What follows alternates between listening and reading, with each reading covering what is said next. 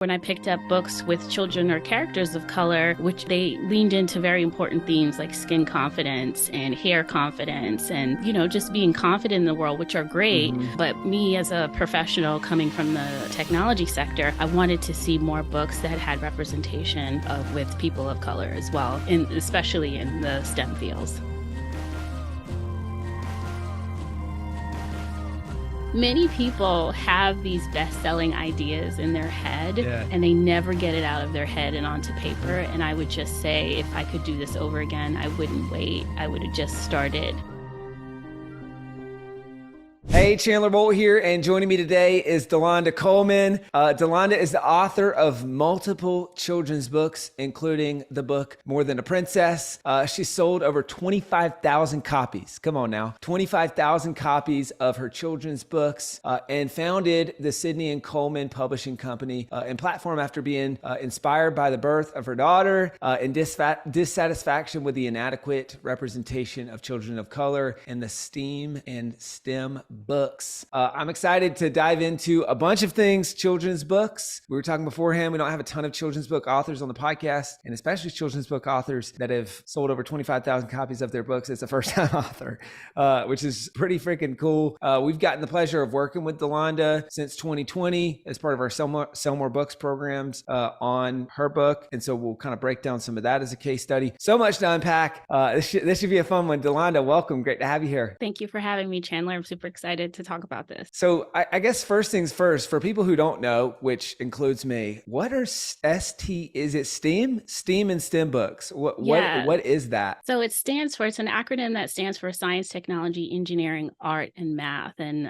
it's a paradigm that's going on in the children's book and education industry of just making sure that those core fundamentals are taught at the early ages of education. Got it. Okay, that makes sense. Because your background, if I'm not mistaken, is product marketing, product management, Amazon, bunch of big companies. Yeah, I worked at big brands like Microsoft, Amazon, Vimeo, all in the technology space. And that was sort of I've been in technology my entire career, and that has been the inspiration for me. As you mentioned, when my daughter was born, I was reading a lot of books to her. Like, I'm the type of mom that, you go to the grocery store, I see a book, I'm going to pick it up, and I'm going to come home with groceries and a book.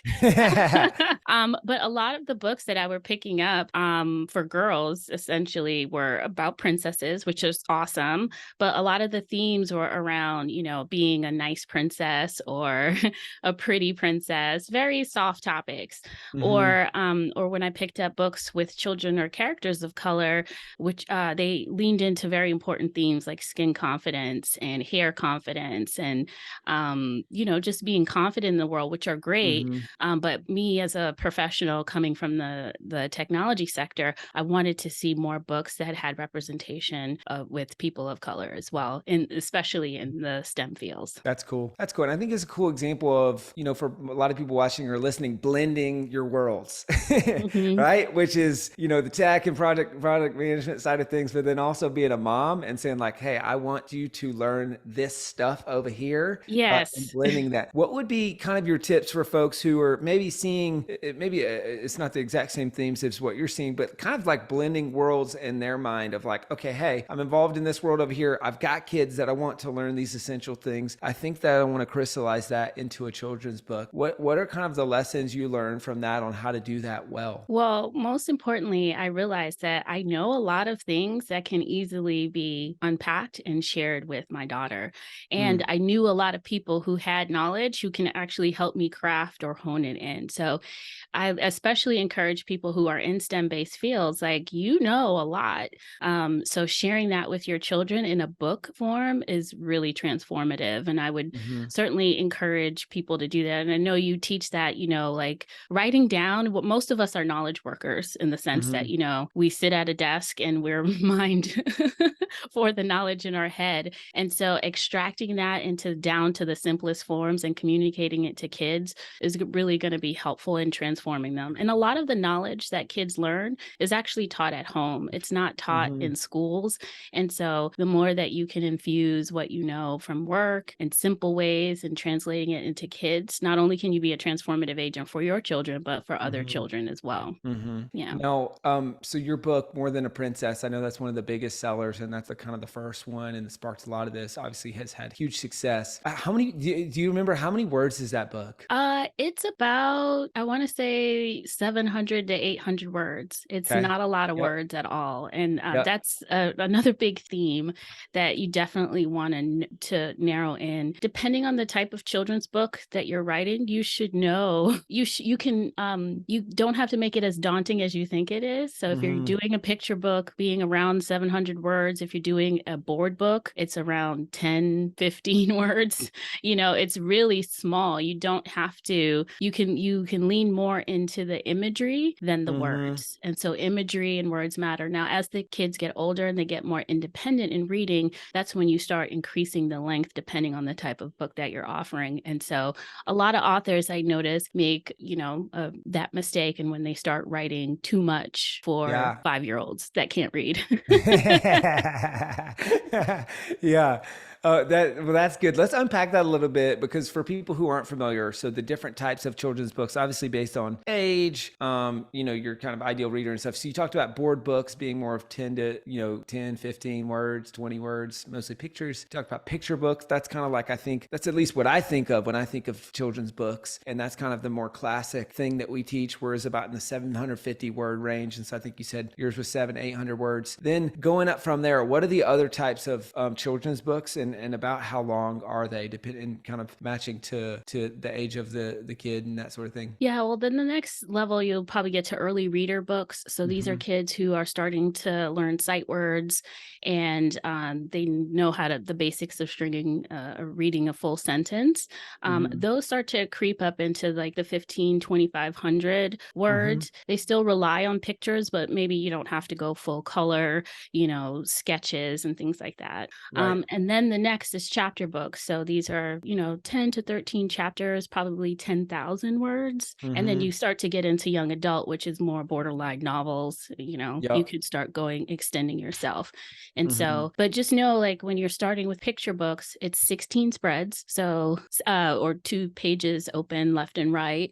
Mm-hmm. And on those pages, it's very few words, 2 Mm-hmm. sentences each page at most. And so it kind of gives you, if you want to start writing picture books, that kind of gives you a nice framework just to have 16 scenes with with 4 sentences on each of them and Yeah. just keeping it really tight like that. That's cool. Yeah. And we've got some templates for folks in our children's book school and also on our website if you want to see that kind of those 16 spreads, like you're saying, and 16 scenes and leading up to 750 words. So we got the kind of the lay of the land for children's books. All right. So you got board book, 10 to 20 words, picture book, 750 words or so. You got early readers, let's call it 1,500 to 2,500 words. You've got chapter books, probably around 10,000 words. And then you've got young adult, which, as you said, kind of borderline novels. So those are the types. Let's go traditionally what people think about with picture books and what your book is about 750 words. How do you do that? I think that's probably like the big question on a lot of people's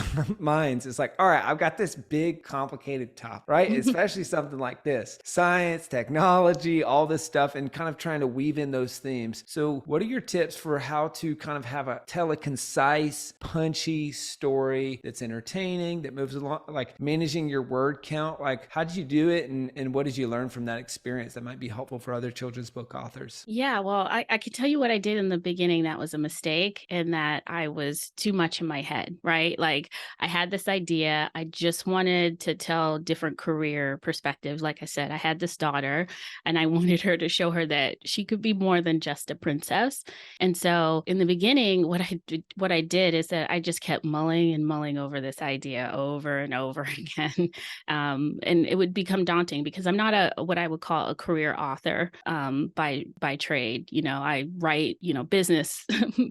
Basically, I write emails all day.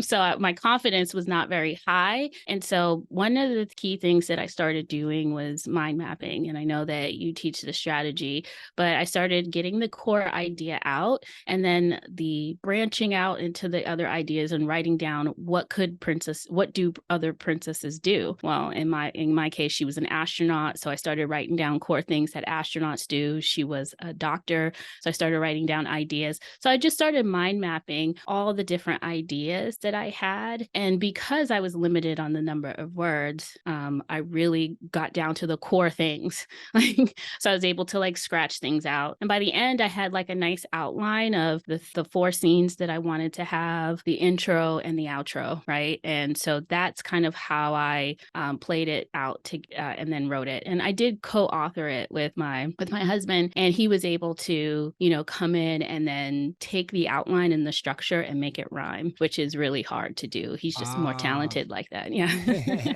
Nice. That's cool. And that's kind of a cool division of responsibilities with a book. Because I always say, I co-authored my first two books, and I think it's the hardest thing to do. It's like, I always say it's kind of like painting a painting, but having two hands on the paintbrush. Hmm. It's really hard. So any tips or lessons learned from that of co-authoring a children's book? And especially, I mean, you almost had the double whammy. You're co-authoring a children's book, but then also co-authoring a children's book with your spouse.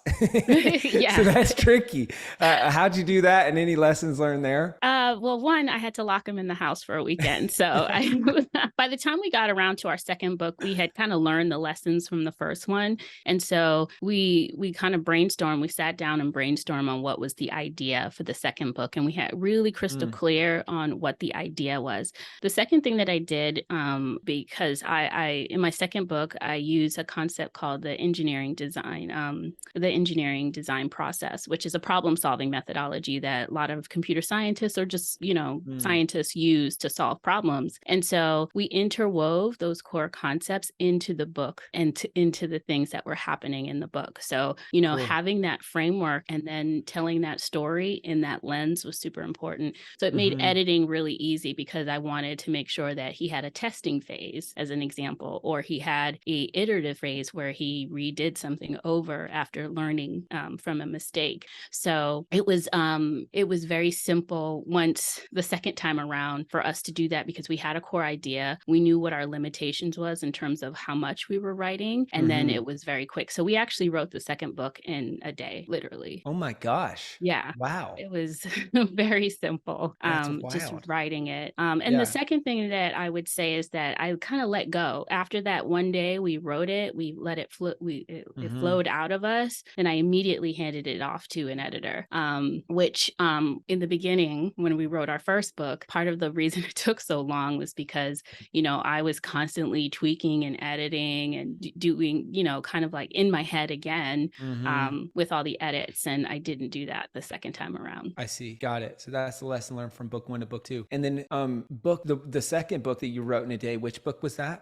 What's my superpower? So Okay, cool. very similar, but it teaches the engineering design process with a boy protagonist instead of a girl. Cool. Nice. I got a lot of boy moms that came after me, asked me, when am I going to have a book from my son? So that's cool. And I think you have a son as well, right? So is that part of what inspired that? No, just one daughter. Yeah, Okay, but got it.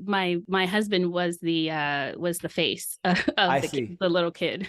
Got it. Cool. That's awesome. So these are some kind of good lessons learned on the writing process from book one to book two. And I think when I was looking on Amazon, book one has 1,100 plus reviews. Book two has 200 or 300. I think when I checked earlier today. So both are obviously doing well. We'll come back to the review piece here in just a second. And actually we'll come back to the launch piece here in just a second. Let's walk through quickly kind of the production process. So once you've got the book done or the words of the book done, how did you go from, all right, words done to illustrations and like a publishable book, and any lessons learned there? Yeah. So what I would do is I then create what I call an illustration brief. And so I tell the potential illustrator kind of like what my vision is. So I tell them I give them a little backstory about the character that might not necessarily be in the manuscript. I give them the actual manuscript. I also say, here's the character's favorite colors. Here's some of the character's personality traits. And I also say, here are my favorite colors. Here are some character inspiration. So I go on Amazon, grab covers of copies of book covers, and I synthesize all of that. And I say, this is the format of the book. It's an by 10 book. It has 32 pages.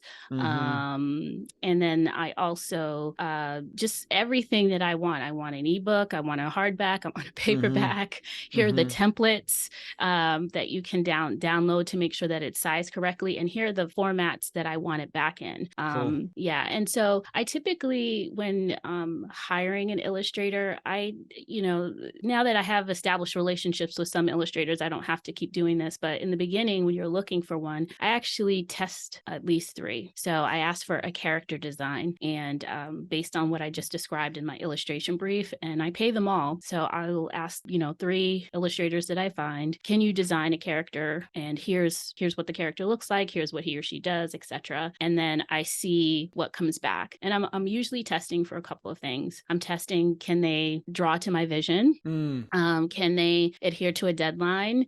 Can they take feedback and revisions? And so that's really important because you're going to be working with them for a Good. few weeks or a few months. And Mm-hmm. I have worked with illustrators who are not very timely or Right. who don't write to your vision. And so understanding that process and making sure that you find somebody that meets that is super important. That's great. I like that a lot. That's really good feedback. I hope you're loving this episode so far. So if you're serious about writing and publishing your book, we would love to chat with you and help create a custom plan. All right. So all you need to do right now is go to selfpublishing.com/schedule. Schedule a 45-minute consultation with one of the experts on my team. All right. Let's implement what you're learning in this episode and let's see how we can help with your book. Go to selfpublishing.com/schedule. So let's shift gears because I'm sure this is the part that a lot of people are curious about, to the launch, to selling books, to all that stuff. So how did you launch the book well, and the first book, and what sold the most copies of that book? Well, when I launched the first book, More Than a Princess, all I did was I went through the entire process of producing the book, and then went through the entire process of getting it onto Amazon. And then I hit send, and that was that. And then I went to bed and kind of like nothing really happened. Right. But miraculously, I got my sales report from Ingram because I uploaded both to Ingram and Amazon, and I had sold 125 copies and I hadn't done anything. And so You're kidding. yeah, and I was just like, wow, what just happened? I've done nothing and I sold 125. So imagine if I did something. So, I did enroll in the Sell More Books course that you offered and got a coach. And what I did next was I just activated my community and my friends and family. I think that was the most empowering thing that I could have done. I didn't have a platform. I didn't have an email list at the time. So I just activated on everywhere. So Facebook, LinkedIn, and Instagram. I made posts about, this is what I'm doing. I really would like your help in being a launch successful. And this was of March of 2020. So you can see where this was going. Luckily, we snuck in my book launch the week before everything shut down. Kidding. But yeah, it was crazy. But we had hand sanitizers at the event. Luckily, we had the event, but literally the next week, the whole world shut down. But the important thing about that was that, I started just gathering my friends and family's email address to say, hey, join my launch team. I'm going to need your help in getting reviews for this book. And that was like the key thing that I did when I started relaunching on Amazon. And so I think that actually got me to number 1. And that also got me my first set of reviews, which were really critical, I think, for the longer term success. I see. Got it. So put the book out, didn't really do much at first. It miraculously starts selling copies. And you say, hey, let's really go for this. Join the Sell More Books program, started working with one of our coaches. Sounds like the launch team was a really helpful concept to kind of relaunch, if you will, the book. Then obviously having the book launch party right before COVID, all that stuff. What else would you say worked well? Like, were there 2 or 3 biggest takeaways from the Sell More Books program or your coaching? I think Scott was your coach, if I'm not mistaken. Yeah.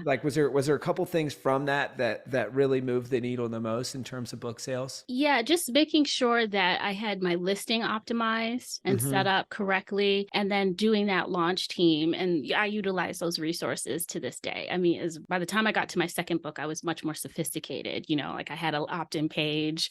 I was collecting email address and phone numbers. So I was texting folks, and I had a much more smoother process. And I was was, I had built up a list by then. So Mm-hmm. I got to 25 very quickly in the first week.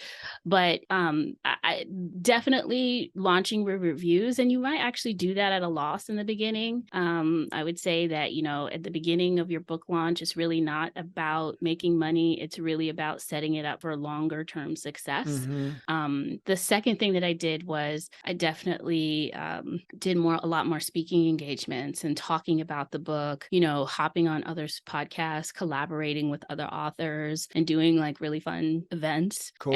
And I think the third and most significant is investing in ads and having a Cool. sustained ad budget. Mm-hmm. I definitely would say in this market, online, it's very competitive. And so just making sure that you're getting your book in front of folks is going to be really important. Got it. And so on the ad side of things, what are you mostly running ads on Amazon? Are you going BookBub? Are you going somewhere else? And what's worked well? How are you doing that? Amazon ads. Yep. Yeah. I think, for me, that has worked really well. And especially in the children's book category. I've Mm-hmm. tried other sites. They just haven't had as much success for me, but Amazon has been really successful. And I think a part of that is, again, making sure you have your back end keywords set up Yep. correctly, titles, subtitles, really great cover, as well as, utilizing all the marketing tools that they have. So your description, A+ content, Yep. having your author page set up. I think those have been beneficial. Mm-hmm. That's Yeah. cool. Yeah. And if people are confused by a bunch of that stuff, we go in detail on that on a bunch of other podcast interviews. This is also something that since you joined, we've started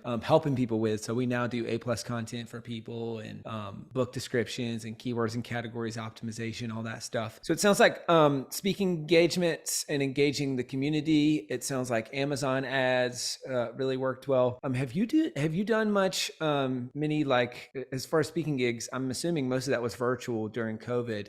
Is that correct? Or have you done many in-person speaking gigs? It's starting to come back in person now, Mm-hmm. but mostly a lot of it during COVID was obviously 100% remote, which was great. Some of them were Mm-hmm. paid. So some of them were paid with books and some of Cool. them were free, but it was great advertising. A lot of people did things that I didn't even ask for, which I'm really grateful for. A lot of people read my book and post it on YouTube, which I love. Cool. So to me, it's like free advertising. Yeah. So being able to, look at that content or, be on people's platforms has been really a great opportunity for me. And then I've also started graduating and like coaching people on how to Mm-hmm. write their books, their children's books specifically. And I really enjoy helping folks bring their vision to life. Cool. And so when people were sharing your book on YouTube, like, was that prompted or just totally unprompted? I'm prompted. So I occasionally Google myself to see what pops up. And quite often what popping up more frequently than lately is, folks reading my book. And I Mm-hmm. just think that's awesome. I love that. That's cool. Have you ever done any in-person speaking gigs at schools? Not in person yet. Oh, actually I take that back. Yes, I have. I've done a couple of in-person ones, especially at my daughter's school. So like if Cool. you are Yeah. a parent and an author, utilizing your children Yeah. is really helpful. So, one of the secret things that I learned now is just how to do market research. And my daughter was the one who taught me this really important lesson. So in the beginning, when we were writing the first book, I would print out copies and, I would have copies that would have markup all over the house. And she stole a copy and took it to school and showed her classmates and her teachers, and they read the book to the student. And so when I picked her up, the teacher was like, "Hey, we read your book." And I was like, "What?" It was like, "It's really good. We love it. When are we going to get the real one?" And so the second time around, I preemptively gave them copies of the book. Like, what do you think of Mm. this? What are some good Oh, cool. elements? So I Yeah. think, just utilizing the resources around you, Yep.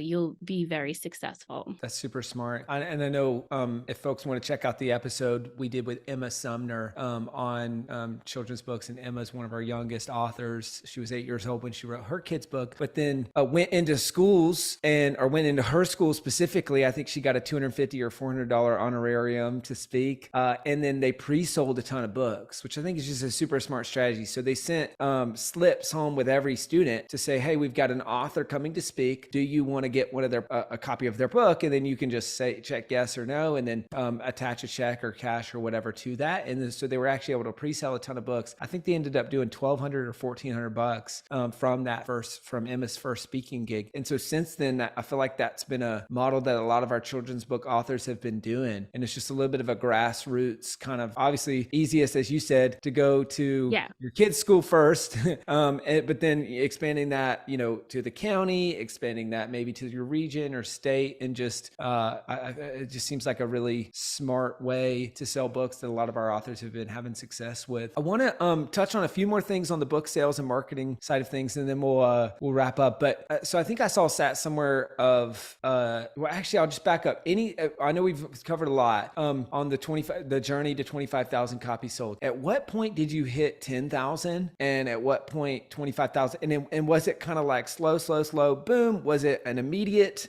like, what was that your kind of journey like? I would say it ramped up slowly in the beginning, mostly because one, I did nothing in the beginning. Then I took some time to get some training and figured out, okay, let me launch this and let me focus on a quality launch with focusing on reviews. And then once I did that, then I began focusing on ads, figuring out how to work ads. So it took a while. I would say it probably took like 6 or 7 months to kind of get into a groove. And then I started releasing, supplemental material like coloring books, notebooks, journals. And so that helped increase the number. And then releasing a second book. And when I released the second book, I released a series all at once. I had the activity book and the workbook and the children's book. So I saw doubling once obviously you double the amount of books that you had in the marketplace. So one thing that I would say is like, don't release just one book if it's a business. If it's a hobby, that's one thing. But if you are starting a business, thinking about releasing more than one book at a time or in a very quick succession. And then I would also say just releasing more books. So that's when I saw the ramp or the scale go up really quickly, is when I started introducing more. That's cool. And now on that note, I was on your site earlier and I saw that you're selling a bunch of your stuff through what looks to be like a Shopify store on your site. In addition to Amazon. What percentage of your books would you say are selling on Amazon versus selling on your own site? And why sell on your own site? Like, what's kind of your thought process behind that? Yeah, so the margins for books are very thin. And so once you start selling a volume, I started thinking about how do I diversify where I'm selling? So beyond Amazon, and of course, Shopify was very easy to start. And then I wanted to drive the cost down. So I actually started printing books overseas. So that was another strategy. So my strategy simply was to bring in more per unit per book. So very simple strategy. But that does require an investment in marketing outside of Amazon. And so started doing Facebook ads. I also started doing more bulk sales. So that's been really helpful, selling into schools or organizations that want to buy in bulk. And selling more of a system rather than just Cool. Yeah. So let's talk about that, selling in bulk and selling a system over just selling a book. How are you getting bulk orders? What's kind of the average size of the bulk order? And then what do you mean by selling a system versus just selling a book? Yeah. So 2 ways. One, I make sure that my contact information is in the book. So a lot of people start their book search on Amazon. So they might have bought something for their own kid, or somebody in their family liked it and then want to take it to their organization. So making sure that you have your website information and social media handles in the book so that you're discoverable is super important. The second thing, so a lot of people reach out to me that way. They discover me on Amazon and want to buy in bulk. And so I would give, over a certain price point, I would give a discount. The other thing is that I would talk to the local schools and universities, or not universities, but bookstores in my neighborhood. So consignment is a big one for bookstores. So I would leave my book on consignment and we would just true up within a month's time. And then cold calling and reaching out to schools and programs. And luckily I have, smart people in my network who have connections. And so asking people for connections and like seeing how this could be done. So a lot of it is Let's just good go. old sales work. Yeah, I love it. I Yeah. love it. Reaching out to connections, getting referrals, and doing calls. Have you had success with that with schools? Like, what is that? Who are you calling? What is it the principal? Is it an administrator? And is the pitch just, hey, we can do a bulk sale, I'll come in and speak, or is it something else? Sometimes it's as easy as that. It depends on the school district. So Mm-hmm. I usually get in contact with, like, there's someone who's in charge of the literacy program or I some see. special program that might have a budget, and I can There we speak my go. way in through that way. Looking for that budget. Come on now. Yeah. Who's um, got the budget? That's really the answer to that question, right? So who's got the budget to pay for the books? Exactly.